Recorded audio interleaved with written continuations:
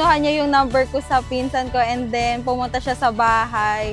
Tapos niyaya niya akong kumain. Nagpaalam siya agad kila mama. So this is the day yung inihintay natin na wala ng sun all. So, yep, enjoy lang natin yung event na to. Although sa event is hindi naman natin masasabi ng perfect. So ang importante is kasama natin yung mga mahal natin sa buhay at saka sa mata ng Diyos, we are already married. Love you. See you later.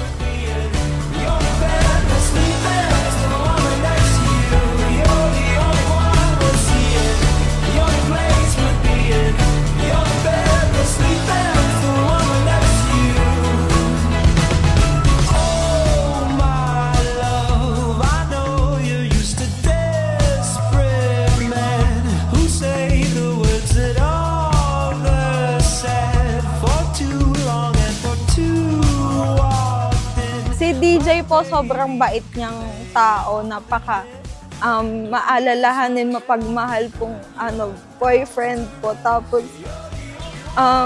masipag po siya, napakasipag niya din. Basta mabait po siya.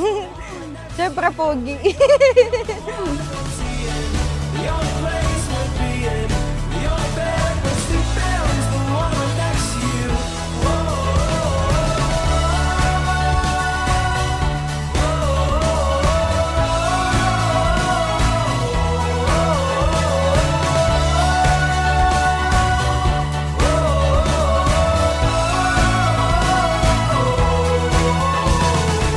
Gawin mo na yung wheelbar. Bubo kayong tahe, kakapanganak lang. Actually, yung first impression ko sa kanya, kalog. Ayun, aligalig. Kami, kumbaga transparent ang ugali. Siya, maingay, ako tahimik, okay lang.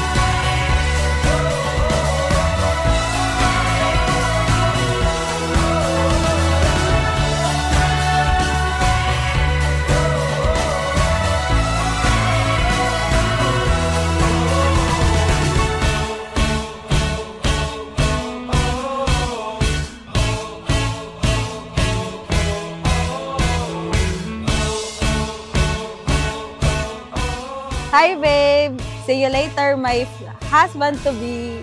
I love you! Happy 8th year anniversary today!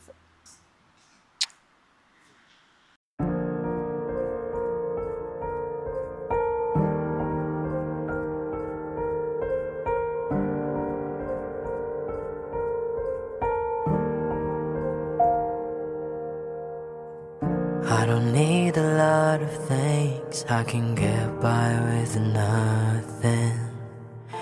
I remembered na I prayed for a man.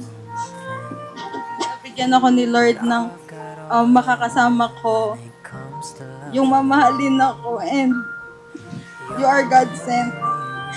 And someone I never expect to have you in my life.